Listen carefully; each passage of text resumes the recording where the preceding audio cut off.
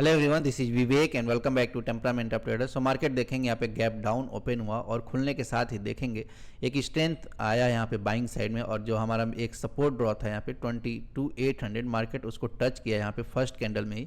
उसके बाद से एक बाइंग साइड हमें स्ट्रेंथ देखने को मिला, जो हमने एक रेजिस्टेंस ड्रॉ किया था यहाँ पे 22,950 के आसपास, उसको ब्रेक किया मार्केट ने और यहाँ पे 23,000 के लेवल से फिर से एक समय सेलिंग देखने को मिला यहाँ पे। सो ये चीज़ हमने कई बार डिस्कशन किया है कि सेल ऑन राइज मार्केट ये रहता है जब भी मार्केट डाउन ट्रेंड में चलता है, एक स्ट्रॉन्ग बाइंग के बाद या फिर जैसे ही बाइंग मोमेंटम इनिशिएट होता है, सेलर्स उसको नेगलिफाई करने का कोशिश करते हैं और यहाँ फिर से सेलिंग यहाँ पे प्रेशर हमें देखने को मिलता है। सेकेंड हाफ में आप देखेंगे जो लोज जो हाइज हैं वो नीचे की तरफ यहाँ शिफ्ट हुए हैं और स्लो एंड स्टडी आप देखेंगे जो मार्केट नीचे आके यहाँ पे क्लोजिंग जो मिला है हमें 22,900 के आसपास फिर से मिला है। सो मार्केट अभी भी फॉलो थ्रू नहीं दे पा रहा है। यहाँ पे जो फर्स्ट हाफ में एक अच्छा बाइंग स्ट्रेंथ मिला, यहाँ पे कंसोलिडेट करके उसका फॉलो थ्रू नहीं मिला, और ये चीज़ हमने बार बार डिस्कशन किया है कि जब भी यहाँ पे कंसोलिडेट करके सेकेंड हाफ में एक स्ट्रॉन्ग शॉर्ट कवरिंग देखने को मिलेगा, तब उसके बाद से हो सकता है जो बार बार डिप आ जा रहे हैं बाइंग से वो हमें देखने को ना मिले और एक स्ट्रेंथ दिखने को मिले फिर बाइंग में। लेकिन जब तक स्ट्रॉन्ग शॉर्ट कवरिंग नहीं आती है, कोई इंपॉर्टेंट लेवल्स नहीं ब्रेक करते हैं, कॉल सेलर्स हमेशा यहाँ पे प्रेशर बना के रखेंगे और बार बार यहाँ पे सेलिंग में कन्वर्ट होगा मार्केट जैसे ही बाइंग में स्ट्रेंथ दिखेगा। सो यहाँ पे आप देख सकते हैं ये चीज़ 3-4 दिनों से हो रहा है। सेंसेक्स में भी आप देखेंगे सिमिलर स्टोरी रहा। यहाँ पे जैसे ही मार्केट यहाँ पे इनिशियली एक बाइंग स्ट्रेंथ दिखाया, उसके बाद से फिर से मार्केट में जो हाइस थे वो नीचे की तरफ शिफ्ट हुए हैं और जो क्लोजिंग हमें मिली है वो 75,900 के आसपास का क्लोजिंग मिला है। सो ये चीज़ हमने बात किया था कि मार्केट में जो एक माइनर हमारा रेजिस्टेंस रहेगा वो 76,000 का लेवल रहेगा। मार्केट इसको ब्रेक करता है तो स्लो एंड स्टडी हो सकता है मार्केट 76,400 के आसपास आए, लेकिन यहाँ पे अगर कंसोलिडेट करके ये लेवल अगर ब्रेक करता आज के दिन मार्केट सेकेंड हाफ में, तो हो सकता था हमें एक अच्छा शॉर्ट कवरिंग देखने को मिलता 300-400 पॉइंट का, लेकिन यहाँ पे वो हुआ नहीं। आप देखेंगे जो हमारा रेजिस्टेंस था मार्केट उसके आसपास से फिर से यहाँ पे सेलिंग में कन्वर्ट हो गया और जो हाइस थे वो नीचे शिफ्ट हो गए। सो ये कई बार होगा जब भी मार्केट डाउन ट्रेंड में रहता है, तो ये कॉमन रहता है हमें, और बार बार हमें लगेगा कि एक अच्छा बाइंग स्ट्रेंथ दिख रहा है लेकिन फिर से वो सेलिंग में कन्वर्ट हो जाता है या फिर वो प्रोसीड नहीं हो पाता है, फॉलो थ्रू नहीं दे पाता है। सो आज का जो ट्रेड हमने लिया था वो निफ्टी में ही लिया था, और यहाँ पे आपको अगर पूरी साइकोलॉजी अगर बताऊँ उस ट्रेड की, सो आप यहाँ पे डिटेल में आज समझने की कोशिश करते हैं कि क्या साइकोलॉजी रही यहाँ पे मेरे ट्रेड लेने की और क्या थिंकिंग रही। आप देखेंगे मार्केट यहाँ पे जैसे ही ओपन हुआ, अगर मैं प्रीमियम के चार्ट के साथ दिखाऊँ यहाँ पे, सो आप देखेंगे इनिशियली यहाँ पे मार्केट थोड़ा स्ट्रेंथ दिखाया लेकिन प्रीमियम में हमें कुछ खास मोमेंटम दिखा नहीं।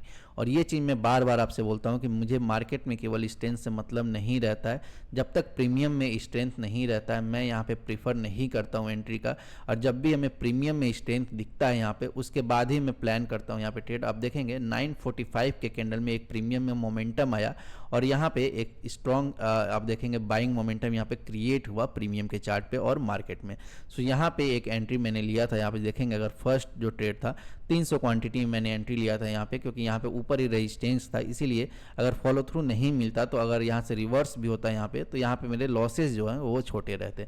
लेकिन जैसे ही मुझे दिखा कि फॉलो थ्रू मिल रहा है यहाँ पे, मैंने रिमेनिंग जो 300 क्वांटिटी था यहाँ पे फिर से मैंने ऐड किया और यहाँ पे फिर से जैसे मोमेंटम फेड होने लगा यहाँ पे मैं वो एग्जिट कर लिया था। आप देखेंगे यहाँ पे जो 300 क्वांटिटी था वो मैंने एग्जिट कर दिया था, लेकिन 300 क्वांटिटी में काफ़ी देर तक यहाँ होल्ड किया इस उम्मीद में कि यहाँ से अगर फिर से हमें फॉलो थ्रू मिलता है और 23,000 का लेवल ब्रेक करता है तो यहाँ पे एक अच्छा मोमेंटम देखने को मिल सकता है।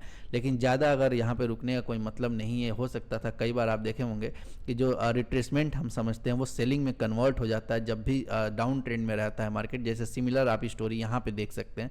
तो ये चीज़ अगर यहाँ होता तो उस केस में मुझे पूरा जो प्रॉफिट दिख रहा था वो मुझे लॉस में कन्वर्ट करना हो जाता। सो यहाँ पे वो चीज़ मैं नहीं चाहता था, इसीलिए जो रिमेनिंग क्वांटिटी था उसको मैंने बुक कर लिया। यहाँ से फिर से मैंने सोचा कि अगर यहाँ पे अगर रिट्रेसमेंट के बाद कोई रेफरेंस मिलता है और फिर से मार्केट यहाँ पे टर्न अराउंड होता है तो यहाँ पे मैं एंट्री लूँगा। लेकिन आप देखेंगे जो मैंने एंट्री लिया था यहाँ पे 10-13 पे जो मैंने एंट्री लिया वो 150 क्वांटिटी में ही एंट्री लिया है, क्योंकि यहाँ पे एक रेफरेंस पॉइंट एसएल का मिल रहा था और यहाँ मार्केट फिर से टर्न अराउंड हो रहा था। लेकिन ये कई बार फॉलो थ्रू नहीं मिलता है और फिर से कई बार एम पैटर्न में कन्वर्ट हो जाता है, इसीलिए यहाँ पे मैंने 150 क्वांटिटी में ही पहले एंट्री लिया था। यहाँ पे मेजर क्वांटिटी में क्यों नहीं गया उसका रीज़न ये होता है कई बार यहाँ पे मेजर क्वांटिटी में आप तुरंत एंट्री ले लेंगे या आप रिट्रेसमेंट समझ के, और यहाँ फिर से अगर रिवर्सल आता है तो फ्लक्चुएशन में आपको छोटे एसएल में फिर निकलना पड़ता है। सो आप एसएल को उतना रूम नहीं दे पाते हो, यहाँ पे फ्लक्चुएशंस को आप नहीं समझ पाते हो यहाँ पे बड़े क्वांटिटी होने की वजह से। लेकिन अगर छोटे क्वांटिटी रहेंगे हो सकता है 5-6 पॉइंट 10 पॉइंट मुझे एक्स्ट्रा पॉइंट मिल जाए फ्लक्चुएशंस को झेलने के लिए, और इसीलिए यहाँ पे मैंने 150 क्वांटिटी में ही एंट्री लिया था अपने एसएल को एडजस्ट करने के लिए। यहाँ पे अगर यहाँ पे मार्केट अगर टर्न अराउंड होता, फिर से यहाँ पे 10 पॉइंट नीचे आ जाता, तो यहाँ पे मैं छोटे लॉस में निकल सकता हूँ, लेकिन मार्केट अगर मेरे फेवर में जाता है तो यहाँ पे मैं बाद में क्वांटिटी ऐड कर सकता हूँ। और एग्जैक्टली आप देखेंगे मैंने वही किया। यहाँ पे नेक्स्ट मिनट में जैसे मुझे मोमेंटम दिखा यहाँ पे प्रीमियम में, बाकी मैंने रिमेनिंग क्वांटिटी यहाँ पे ऐड किया, और यहाँ पे देखेंगे जो शार्प एक मोमेंटम आया नेक्स्ट मिनट में ही, वहाँ पे फिर मैंने इसको बुक कर लिया। सो आप देखेंगे कई बार ऐसा होता है कि आप देखें यहाँ 20 मिनट रुकने के बाद भी एक फास्ट मोमेंटम नहीं क्रिएट हुआ, क्योंकि यहाँ पे ऊपर जो था रेजिस्टेंस लेवल था, और यहाँ से एक शार्प एक्सपेक्टेशन नहीं था, क्योंकि मार्केट ऑलरेडी ट्रेवल करके आ रहा था। सो यहाँ पे वो मोमेंटम हमें नहीं मिला। लेकिन 23,000 के लेवल पे जैसे ही मार्केट थोड़ा सा टाइम स्पेंड किया, यहाँ पे 23,000 पे जितने भी कॉल सेलर्स थे वहाँ पे अपना पोजीशन थोड़ा एडजस्ट किया। इसी वजह से आप देखेंगे 1 से 2 मिनट में ही आपको 25-30 पॉइंट यहाँ पे निफ्टी में मिला यहाँ पे।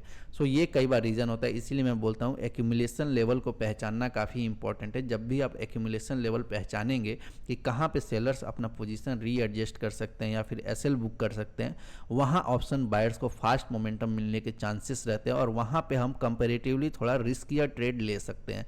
लेकिन अगर यहाँ पे सिमिलरली अगर यहाँ पे वो रुके रहेंगे कई बार, सो कई बार वहाँ पे कन्वर्ट हो जाता है सेलिंग में मार्केट, तो वहाँ पे आपका लॉस में कन्वर्ट हो जाता है जो भी प्रॉफिट रहता है, और फिर माइंडसेट खराब हो जाता है, और मार्केट वहाँ से साइडवेज रह गया या फिर फ्लक्चुएटिंग या वोलेटाइल रह गया, वहाँ पे फिर ओवर ट्रेडिंग या फिर ज़्यादा लॉसेस करने के चांसेस हो जाते हैं। सो यहाँ पे आप देखेंगे जैसे यहाँ पे एक मोमेंटम मिला, यहाँ पे मैंने क्विकली उसको बुक किया, और जो रिमेनिंग क्वांटिटी था यहाँ पे मैंने होल्ड किया था कि अगर मार्केट यहाँ पे फॉलो थ्रू देता है, उस केस में हमें छोटे क्वांटिटी में उसको हम कैप्चर करने का कोशिश करेंगे। लेकिन जैसे ही देखा कि फॉलो थ्रू नहीं मिल रहा है, वहाँ से मैंने एग्जिट कर दिया था। उसके बाद से आप देखेंगे मार्केट फिर से यहाँ पे सेलिंग में कन्वर्ट हो गया, और उसके बाद पूरे दिन यहाँ पे ऑप्शन बाइंग में कुछ खास मोमेंटम यहाँ पे देखने को नहीं मिला। सो ये आज का ट्रेड था। जब भी मार्केट ऐसा बिहेवियर शो करे कि स्ट्रेंथ दिखाए प्रीमियम और मार्केट दोनों, वहाँ पे हम एक्यूमुलेशन लेवल पहचान कर ट्रेड प्लान कर सकते हैं। आप देखेंगे कि यहाँ पे मैंने ज़्यादा एग्रेसिवनेस नहीं दिखाया। यहाँ ऑलरेडी पता है कि जो रेजिस्टेंस लेवल है ऊपर है, हो सकता है मार्केट यहाँ से रिवर्स भी कर जाए, लेकिन उसके बाद से जैसे ये लेवल ब्रेक हो रहा था, यहाँ पे सामने से एंटिसिपेटेड ट्रेड ये नहीं था, ये सामने से मोमेंटम दिखा, उसके बाद ये ट्रेड लिया गया था। तो यहाँ पे अगर रिवर्सल भी होता तो छोटे लॉस में बुक किया गया था, क्योंकि यहाँ पे 150 क्वांटिटी था। लेकिन यहाँ पे जैसे ही मोमेंटम फॉलो थ्रू मिला, यहाँ पे एक इनिशियल किक मिला वहाँ पे, फिर यहाँ पे क्वांटिटी ऐड किया गया। तो इसीलिए मैं बोलता हूँ कि थोड़ा सा मैनेजमेंट सीखना जरूरी है। आप सिंगल लॉट में अगर ट्रेड करते हैं तो ये आपको फ्लेक्सिबिलिटी नहीं मिल पाती है एडजस्टमेंट की, इसी वजह से आप टोटली एक्यूरेसी पे डिपेंड हो जाते हैं, और वहाँ पे कई बार लॉसेस हो जाते हैं। आप देखेंगे यहाँ पे फॉलो थ्रू नहीं मिला, और यहाँ पे फिर से सेलिंग में कन्वर्ट हो गया मार्केट। सो यहाँ पे अगर आप सिंगल लॉट से अगर रुके हुए हैं, आप कहीं पे एसएल ट्रेल कर रहे हैं, फिर से आप देखेंगे वो आपका प्रॉफिट इरोड हो जाएगा, और यहाँ पे फिर आप एडजस्ट नहीं कर पाएंगे। सो उसके बाद से अगर कहीं उल्टे सीधे जगह आप ट्रेड लेते हैं तो फिर वहाँ पे लॉसेस करने के चांसेस काफ़ी ज़्यादा होते हैं। सो इसीलिए एक्यूमुलेशन लेवल्स पे वर्क करना चाहिए। जो सपोर्ट रेजिस्टेंस है सिंपली उसको हमें फॉलो करना चाहिए, और सिंपल जो सपोर्ट रेजिस्टेंस है केवल अगर हम उसको फॉलो करें तो वहाँ पे उस लेवल पे हमें ज़रूर कहीं ना कहीं ट्रेड दिखेगा अगर मार्केट मोमेंटम करेगा तो। अदरवाइज अगर मोमेंटम नहीं मिलता है तो हम शांति से बैठ सकते हैं। ऑप्शन बायर के लिए पेशेंस काफ़ी इंपॉर्टेंट है, और ये मैं बार बार बोलता हूँ कि पेशेंसली बैठेंगे तभी जाके हमें ट्रेड भी दिखेगा। लेकिन अगर बार बार हम एंट्री लेने का कोशिश करेंगे तो हो सकता है गलत जगह एंट्री लेने के चांसेस बढ़ जाएं, और बार बार फिर हमें रिवर्सल्स में लॉसेस लेने पड़े। यहाँ पे पुट साइड देखेंगे, यहाँ पे बहुत सारे लोग यहाँ पे भी ट्रेड लिए होंगे। यहाँ पे छोटा सा मोमेंटम क्रिएट हुआ था, आप देखेंगे जो एक इंट्राडे यहाँ पे सपोर्ट क्रिएट हुआ था, वो यहाँ पे मार्केट ब्रेक किया और यहाँ फिर से यहाँ पे नीचे की तरफ प्रोसीड किया। तो यहाँ पे इंट्राडे सपोर्ट रेजिस्टेंस पे ही वर्क करना पड़ेगा जब तक मार्केट कोई डायरेक्शनल मूव नहीं देता है तो, या फिर छोटे छोटे जहाँ मोमेंटम क्रिएट हो रहे हैं वहाँ पे हमें एक्ट करना पड़ेगा। जैसे आप देखेंगे जी जो हमारा ये रेजिस्टेंस लेवल था वो जैसे ब्रेक हुआ, यहाँ पे एक छोटा सा मोमेंटम देखने को मिला। फिर से इंट्राडे जो एक सपोर्ट क्रिएट हुआ था यहाँ पे वो ब्रेक हुआ, यहाँ पे एक छोटा सा मोमेंटम देखने को मिला। सो ऐसे ही अभी वर्क करना पड़ेगा, छोटे ट्रेड्स प्लान करने पड़ेंगे जब तक मार्केट कोई मेजर लेवल्स नहीं ब्रेक करता। थोड़ा सा हमें अभी कॉशियसली चलना चलना होगा। और मार्केट आप देखेंगे 22,800 के लेवल को अगर फिर से ब्रेक करता है, यहाँ पे हो सकता है हमें अच्छे डाउन साइड ट्रेंड मिले यहाँ पे। लेकिन ऊपर के साइड जब तक मार्केट 23,100 का लेवल नहीं क्रॉस करता है, जो प्रीवियस स्विंग है एक, यहाँ पे जब तक एक स्ट्रॉन्ग शॉर्ट कवरिंग नहीं आता है, तब तक यहाँ पे बाइंग साइड ऐसे ही बार बार फॉलोअप मोमेंटम फेल होता हुआ दिखेगा। सो यहाँ पे थोड़ा सा हमें छोटे टारगेट्स लेके चलने होंगे जब भी हम कॉल साइड ट्रेड प्लान करें। लेकिन पुट साइड अगर आप लंबे टारगेट्स प्लान करना चाहते हैं तो इंपॉर्टेंट सपोर्ट यहाँ पे ब्रेक होने चाहिए। बैंक निफ्टी में देखेंगे यहाँ पे एक अच्छा स्ट्रेंथ दिखाया मार्केट, और खुलने के साथ ही एक शार्प यहाँ पे बाइंग मोमेंटम यहाँ पे बैंक निफ्टी में देखने को मिला। बाकी दोनों इंडेक्सेस में इतनी स्ट्रेंथ नहीं थी, लेकिन बैंक निफ्टी में एक अच्छा स्ट्रेंथ था। और ये चीज़ हमने डिस्कशन किया था कि ऑसिलेशन यहाँ पे हो सकता है 49,000 के लेवल का, लेकिन 49,200 का लेवल निकलता है, उस केस में हमें अच्छे बाइंग साइड मोमेंटम दिखेगा। और आप देखेंगे जैसे ये लेवल ब्रेक हुआ, हमें एक मोमेंटम ऊपर के साइड यहाँ पे देखने को मिला टुवर्ड्स 49,500।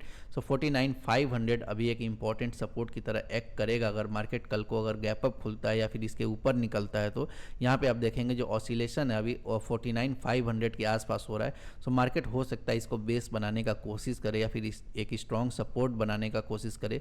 लेकिन अगर सेलर्स फिर से प्रेशर बनाते हैं और इस लेवल को ब्रेक करते हैं, तो वापस से हमें एक साइडवेज या फिर स्लो सेलिंग देखने को मिल सकता है। लेकिन हमें ऊपर के साइड स्ट्रॉन्ग बाइंग मोमेंटम तभी मिलेगा जब ये हमारा एक 49,600 का लेवल है, इसको ब्रेक करता है मार्केट और टुवर्ड्स यहाँ पे 50,000 प्रोसीड करता है। अदरवाइज यहाँ पे इस जोन में थोड़ा कंफ्यूजन बना रहेगा 49,200 से लेके 49,500 या फिर 600 तक। यहाँ पे थोड़ा साइडवेज मार्केट एक्सपेक्टेशन रहेगा यहाँ पे, लेकिन इस जोन से ऊपर जब निकलेगा तभी हम कॉल साइड ट्रेड प्लान कर सकते हैं। नीचे के साइड आप देखेंगे यहाँ पे 49,200 का लेवल जब तक बना हुआ है, यहाँ पे ज़्यादा हम पुट साइड ट्रेड नहीं प्लान करेंगे। इसके अलावा अगर 49,200 अगर ब्रेक भी होता है तो यहाँ पे slow and steady he selling हो सकता है, यहाँ पे शार्प सेलिंग नहीं आए जब तक हमारा मेजर जो सपोर्ट है 49,600 से 700 भी, ये जब तक बना हुआ है, हमें शार्प मोमेंटम पुट साइड देखने को नहीं मिलेगा। तो थोड़ा सा यहाँ पे कॉशियसली चलेंगे। अगर मार्केट बाइंग साइड स्ट्रेंथ दिखाता है तो स्लो एंड स्टेडी हम छोटे छोटे ट्रेड्स प्लान करेंगे कॉल साइड। अदरवाइज यहाँ पे अगर बीच में कहीं ओपन होता है साइडवेज मार्केट रह सकता है, और उस केस में हम थोड़ा सा कॉशियसली चलेंगे या फिर इंट्राडे सपोर्ट रेजिस्टेंस पे छोटे ट्रेड्स प्लान कर सकते हैं। सो आई होप ये वीडियो आपको अच्छा लगा होगा। वीडियो अच्छा लगा तो please like the video, channel पर नए हैं तो please subscribe the channel. Thank you.